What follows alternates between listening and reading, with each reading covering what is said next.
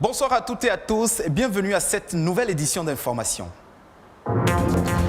Le 22 avril 2021 est consacré à la célébration de la Journée mondiale de la Terre, un événement mondial à la faveur duquel plusieurs manifestations de sensibilisation sont organisées pour la protection de l'environnement.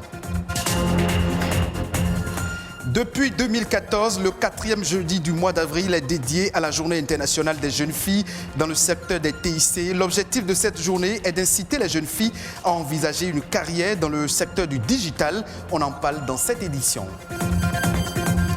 Et puis, le palmier à huile est un arbre cultivé pour son huile qui est utilisé en cuisine et dans l'industrie. De sa racine jusqu'aux feuilles, le palmier à huile est une source de richesse. Un ingénieur agronome nous en parle.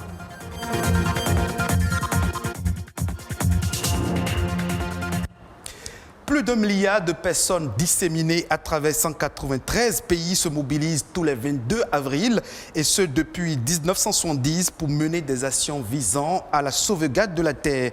En effet, les défenseurs de l'environnement saisissent l'occasion de la célébration de la Journée mondiale de la Terre pour exhorter tout un chacun à œuvrer pour la restauration de notre planète.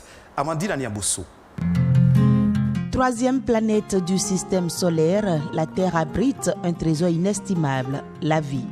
Si cette dernière est partout, elle est à la fois banale et d'une précieuse rareté, si fragile bien plus qu'on ne l'imagine. Sans vraiment y prêter attention, l'homme a pollué l'air, l'eau et le sol. Il a consommé sans compter les ressources à sa disposition.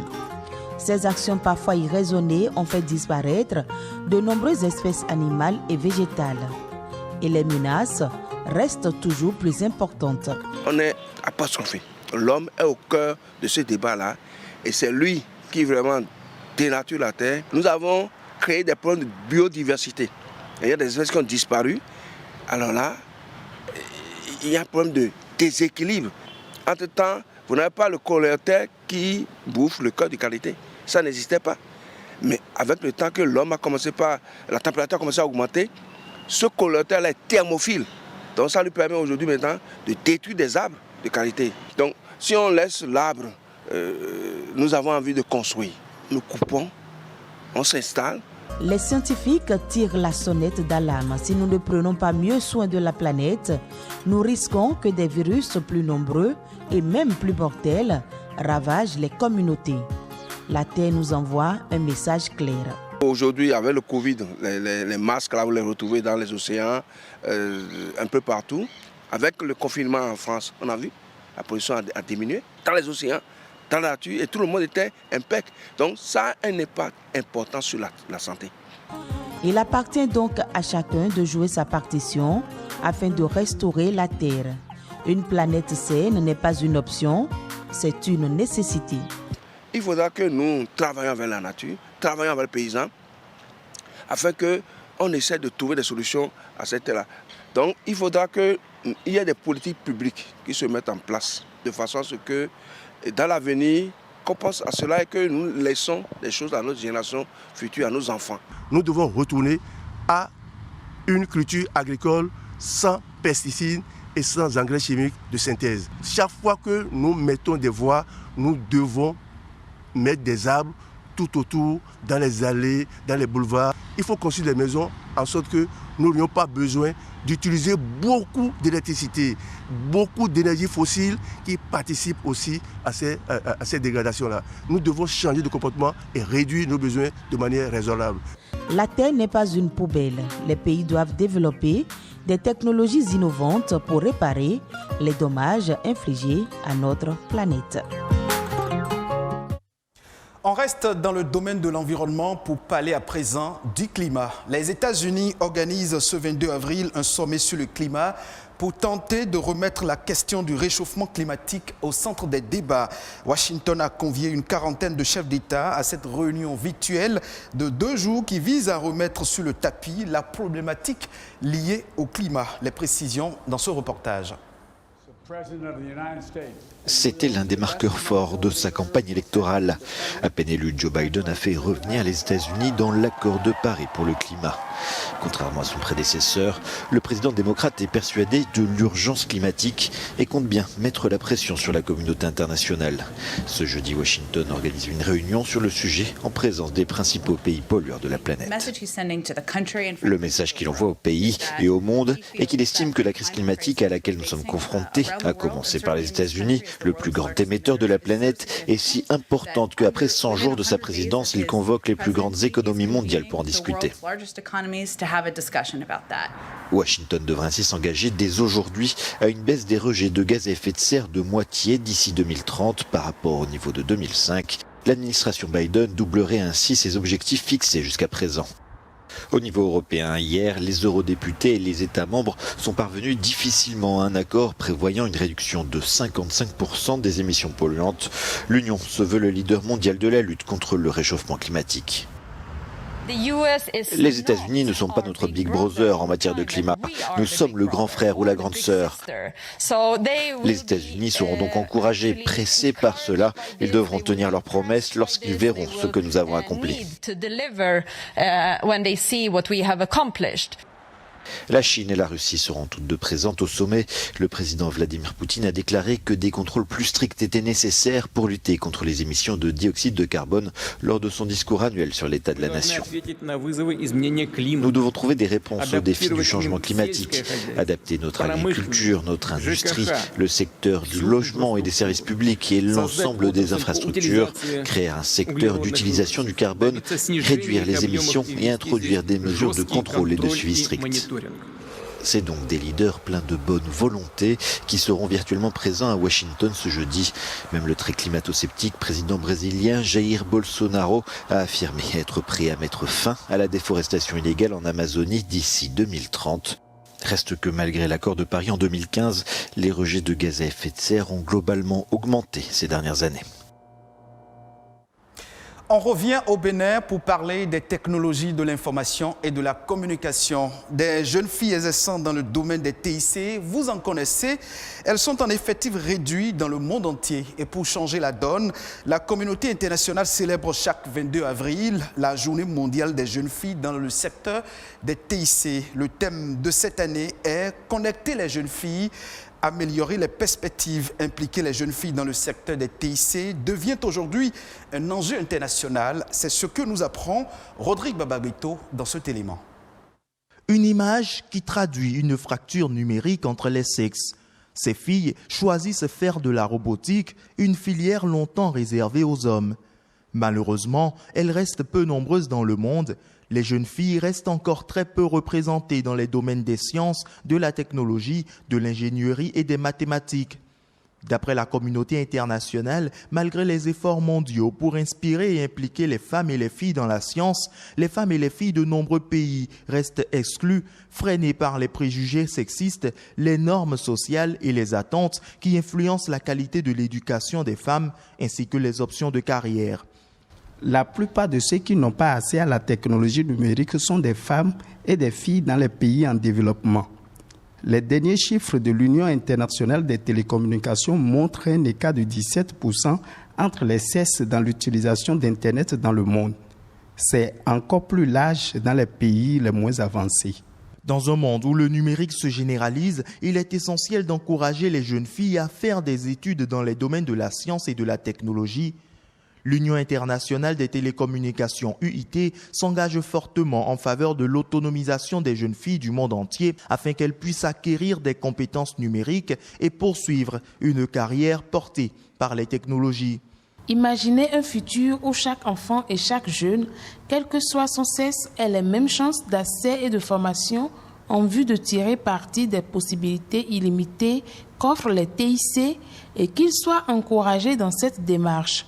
En dotant les jeunes filles des outils pour explorer le monde des technologies, animées par leur curiosité et leur imagination, nous pouvons stimuler des solutions innovantes qui font appel au TIC pour relever certains des plus grands défis de notre époque.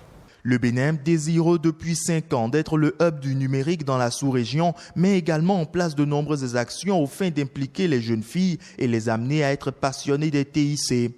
De nombreuses jeunes filles sont sensibilisées au principe du codage et aux nombreux métiers qu'offre le numérique. La sous-représentation des femmes dans les emplois des TIC reste l'un des obstacles à la réalisation de l'égalité des sexes partout dans le monde, qui est un élément clé du programme de développement durable à l'horizon 2030 des Nations Unies. Le palmier à huile béninois va bientôt fleurir à nouveau pour le développement de cette filière. Des réformes sont engagées depuis plusieurs années pour que la filière palmier à huile retrouve ses lettres de noblesse dans l'économie nationale. Selon les agronomes, c'est un arbre dont la racine, les feuilles et d'autres dérivés du palmier à huile constituent une source de richesse. Marc Sewayi, ingénieur agronome, nous parle du palmier à huile et des avantages de sa transformation. Si nous prenons les feuillages de palmier à huile, c'est avec ça que nous faisons le balai. C'est avec ça qu'on fait de clair.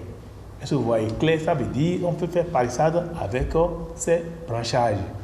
Et vous êtes encore malade, vous prenez les feuilles de palmier à huile, vous coupez, vous préparez, ça traite le paludisme. On descend encore sur ces régimes. Si nous prenons le régime de palmier à huile, c'est ça qui donne de l'huile rouge. Si nous exploitons l'huile rouge, il y a l'huile de palmiste qu'on utilise encore.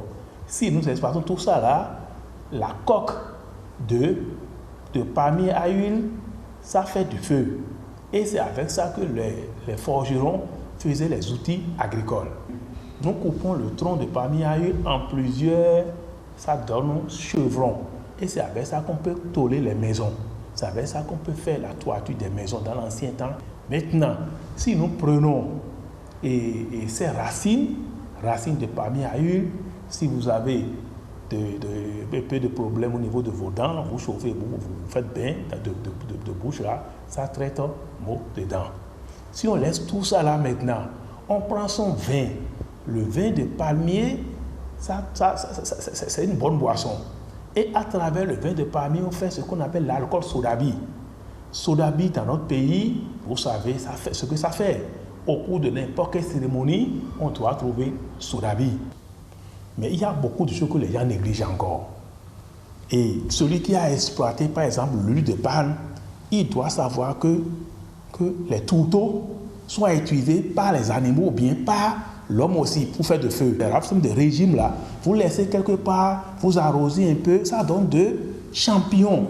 Et c'est très nourrissant encore pour la population.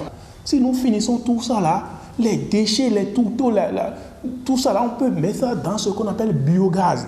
Ça peut donner encore autre lumière et vous mettez ça dans un réservoir, ça vous donne la lumière pour allumer, ça vous donne gaz pour préparer tout ça là.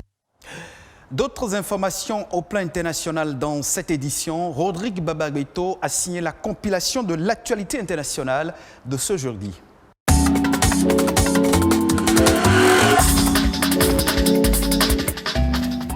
C'est un pas de plus qui est fait dans la lutte contre le paludisme. Le vaccin RTS a montré son efficacité chez les enfants. C'est le premier vaccin au monde et le seul à être efficace contre le paludisme chez les tout-petits. Jusqu'à présent, environ 650 000 enfants au Malawi, au Ghana et au Kenya ont pu en bénéficier. Ceci grâce à un programme pilote démarré il y a 2 ans.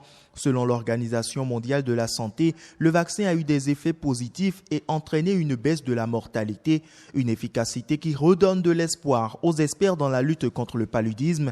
Ces derniers doivent d'ailleurs se réunir en octobre prochain pour décider d'un déploiement plus large du vaccin antipaludique dans le monde.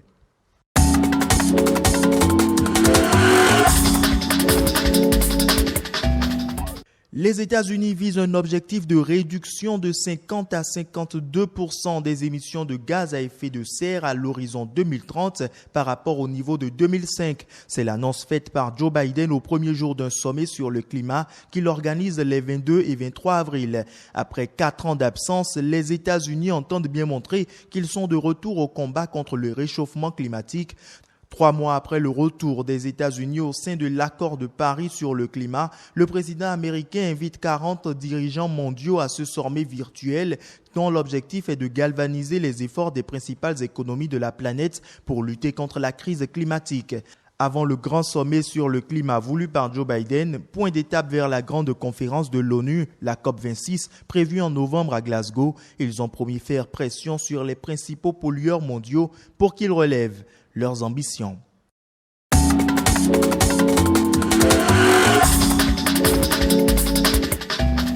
Deuxième pays le plus touché par la pandémie de coronavirus, l'Inde a enregistré un record mondial de contamination de Covid-19 avec plus de 310 000 nouveaux cas recensés sur 24 heures. C'est ce qu'ont annoncé jeudi les autorités alors que les hôpitaux de New Delhi font face à une pénurie d'oxygène et de médicaments.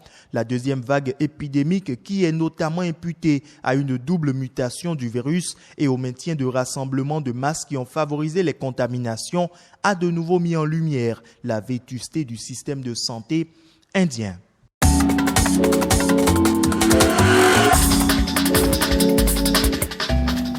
Ce sera tout pour cette session d'information. Merci de votre fidélité. Retrouvez cette édition sur le site de l'ORTB, www.ortb.bj.